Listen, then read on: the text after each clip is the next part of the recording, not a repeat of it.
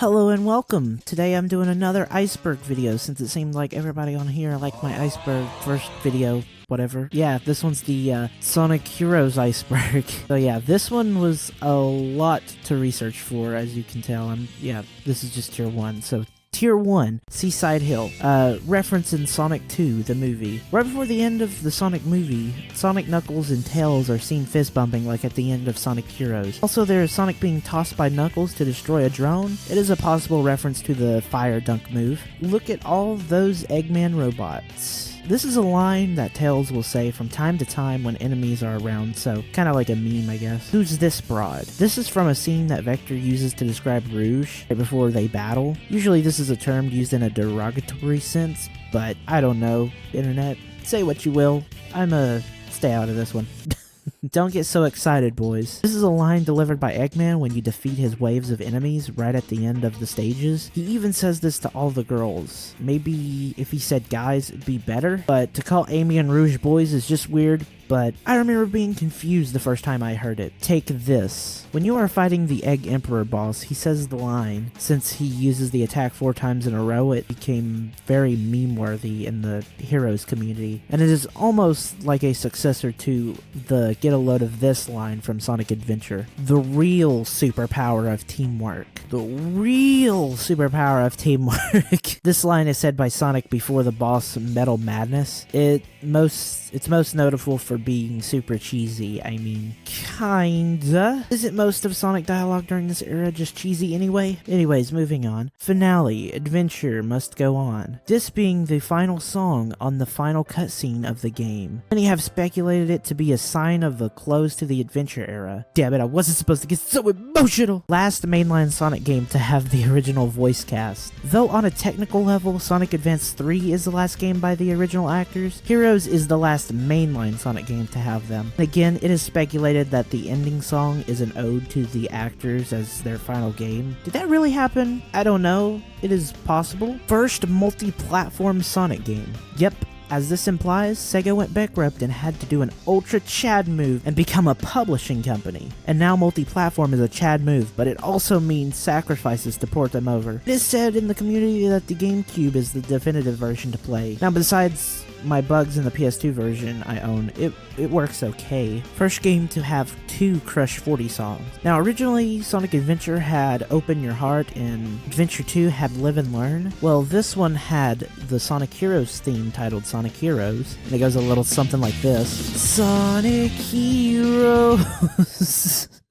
I promise that's the last time I make this joke. But the best song is What I'm Made Of, which is used on the final boss. William Corkery is the youngest voice actor in the franchise. As the title states, yes, William Corkery being aged 10 during Sonic Heroes makes him indeed the youngest voice actor in the franchise. Voices prior to Corkery were Corey Bringas, he was somewhere between 12 and 13 during Adventures. His voice getting deeper due to aging. He was then replaced by his younger brother, Connor, for Sonic Adventure 2. Shadow the Hedgehog 2005 uses the same engine and models from Sonic Heroes. Well, this isn't a big surprise to anyone who has played Shadow. It plays like a clunkier version of Heroes, especially shooting weapons and stuff. It overall just feels like a complete mess, but platforming is okay. Sonic Heroes song, second verse and bridge. This is when during the performance of the song live, they cut the second verse and bridge most times. It is fairly noticeable in the Sonic Symphony.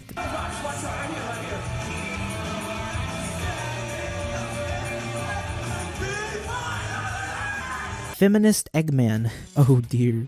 Oh no. Sadly, this is true? Little bit of context. This doesn't show up in the game, but in the manual for the game. You know, the little booklet you get in your game box so you can read more info about the game and characters? Oh wait, I forgot they don't make those anymore. Anyways, in the manual it says that Robotnik is romanticist and a feminist, so yeah, maybe that is why he says boys for the girls? Sonic 25th Anniversary crowd participation fell. I hope I don't have to explain this one. Okay, for the 25th anniversary event, Crush 40 were performing Sonic Heroes and pointed to the microphone to the crowd, and then one guy just watch the clip.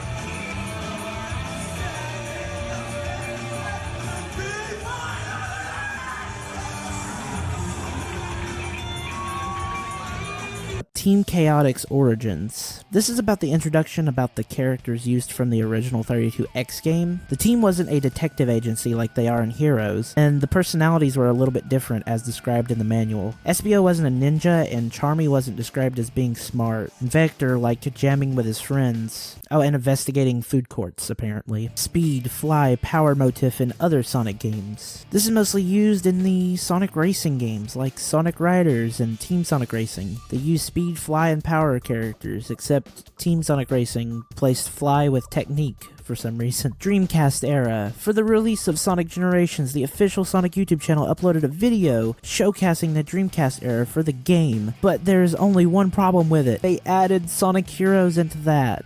Yeah, Mr. Sega, I don't know the last time I checked. It was on like every console for that generation. Everyone makes mistakes. I still cannot forgive you for Sonic Forces. Battle Quick Race remix in Sonic Generations. In the song Mission Quick Race, it uses a remix of the Battle Quick Race from Sonic Heroes. I mean, take a listen.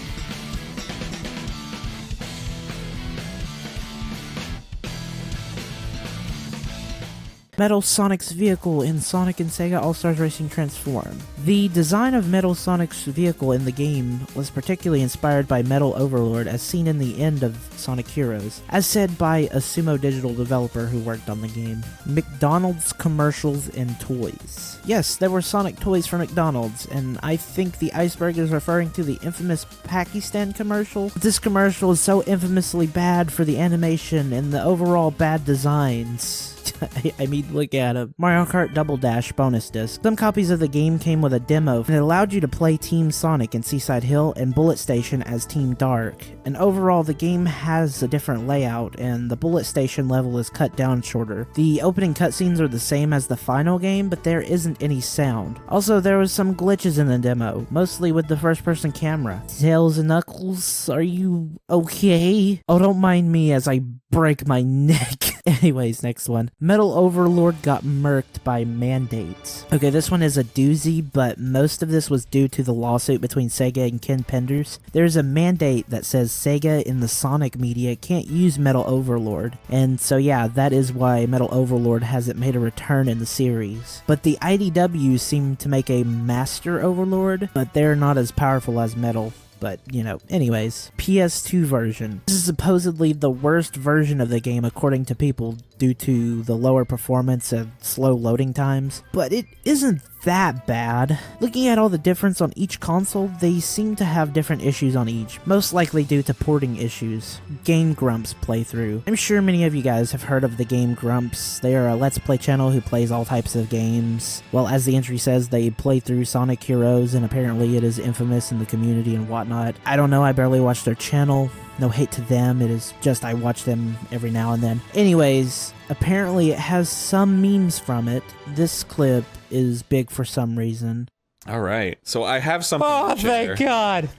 I have something to share with everybody. Yes, please. It's very exciting. So somebody who worked on Sonic Heroes emailed me. Oh my God. And I will keep them anonymous, but I will read what they said to me. Okay, here we go. So this person worked on Sonic Heroes. Okay, it was a bug tester on Sonic Heroes, right? The front lines, the fucking vanguard. The of Sonic Heroes. Wear a mask. The game was Sonic Team's first multi-platform game, which is why, if you look at it from a design perspective, all the levels are super flat, and all the texturing is simpler than even Sonic Adventure 2, with much flatter colors and no real lighting effects. It was so they could try to make it work and look the same on all the current gen consoles, like I said before. Sonic Team still wasn't the greatest at 3D stuff either, and I believe it was an all-new engine middleware, so the game was buggy as hell, especially the PS2 version, which we are playing. Which had and has by far the most bugs. The amount of bugs submitted by the testers was so immense that it eventually got to the point where management told them that if a bug does not prevent them from completing a level, it wasn't to be considered a bug. do not submit it. Oh my god. So the only things they could submit eventually were bugs which literally stopped the game from progressing. If you could mash your way No through a level, way. it was good enough. Sonic Paradox. Sonic Paradox is an animation channel centered around Sonic parodies and stuff. Let me tell you, this was all the rage back in the day, especially with Sonic Shorts. Man, don't even get me started on those. This will forever be my favorite clip from that. Anyways, they have some Sonic Heroes animations, and some of their popular videos are Seaside Denied and Metropolis Mayhem. Both are songs parodying the gameplay of Sonic Heroes and levels. Inclusion in Fandub. In Snapcube's Sonic Real-Time Fandub series, especially Shadow the Hedgehog one, they have used some scenes from Sonic Heroes into it. Fan-made teams. There have really been many fan-made teams since the release, whether it be fan fictions, fan comics, and stuff, but according to the Iceberg creator, there are some in the comments below this video. It is just the Metal Madness theme. Here's one example I found when searching. Knuckles getting cut off in Team Select. Apparently in all versions beside the GameCube version, Knuckles gets cut off mid-sentence. Nothing much more beyond that. Maybe it has something to do with programming? Knuckles swears. This is infamous and hilarious. So when you do a combo move as Knuckles, he will say Shift Rock. Well, when he says this, it kind of gets muffled, and with the sound effects, it kind of sounds like he's saying Shift Rock, yeah! You know, Super Tails and Super Knuckles. This is the final time in the series that anyone besides hedgehogs have turned super, and even at that, they aren't yellow for some reason. Tails crashes the Tornado 2. This is sort of a continuity error, or maybe it was intentional, but in the intro for Team Sonic, Tails and Knuckles join Sonic out of the Tornado 2, and we never see it again. So, did he just crash it? Maybe he shouldn't be able to fly. Doctor Who reference. In the Egghawk battle with Team CHAOTIX, Espio says the line, "That's the evil genius Dr. Eggman," and Charmy replies with, "Doctor Who?" It is all cause he said the thing. You get it? You get it? Power cores and their effects. These are the little colored balls in the levels. You can grab them to level up, and also it gets you to a higher rank if you finish with all 3 levels. So yeah, there you go. Vector listening to the Team CHAOTIX theme song. If you listen closely, Vector is listening to their own theme. It is pretty cool attention to detail. But in universe, who made that song then? Sunset, Seaside Hill. In the 2-player action race mode, Seaside Hill is played at sunset, which is pretty cool and chill vibe to it. To be honest, it should have been in the version in the main game. 1-Up Balloon in Well Island's blowhole. When you reach Well Island near the end of the Seaside Hill, there is a blowhole you can jump down in, and you can get, as you guessed, a 1-up from, and it will send you darting back, destroying the Egghawk's rotors. If you destroy these, attacks become slowed down, and also you can destroy the Egghawk easier. Massive Jet. In Grand Metropolis, there's a massive jet that zooms by out of nowhere, and I don't know its real purpose besides being a set piece, but yeah. Very strange. Aerial Bingo. There are the numbers you can collect as you descend down the ramps in the casino level. Giant Alligator. This is seen in the Lost Jungle stage, and boy is this freaking terrifying. Out of nowhere, I have a giant alligator on my ass and I must get away. Bruh, please don't eat me. This generally scared me my first playthrough. Neo Metal Sonic statue. Near at the end of Hang Castle, you will see a Eggman statue, but when you change the gravity, it will reveal a Neo Metal statue.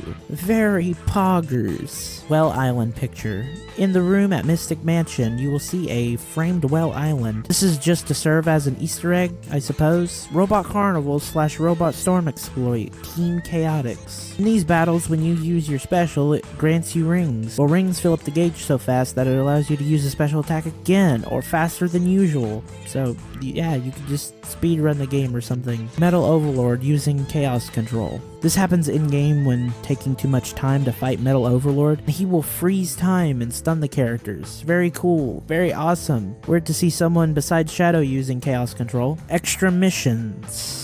These include challenge missions in-game, allowing you more objectives to the main game. For example, Sonic will have to grab more rings and stuff. You know what you've seen from the main game and other characters. Yeah, it's basically that stuff again.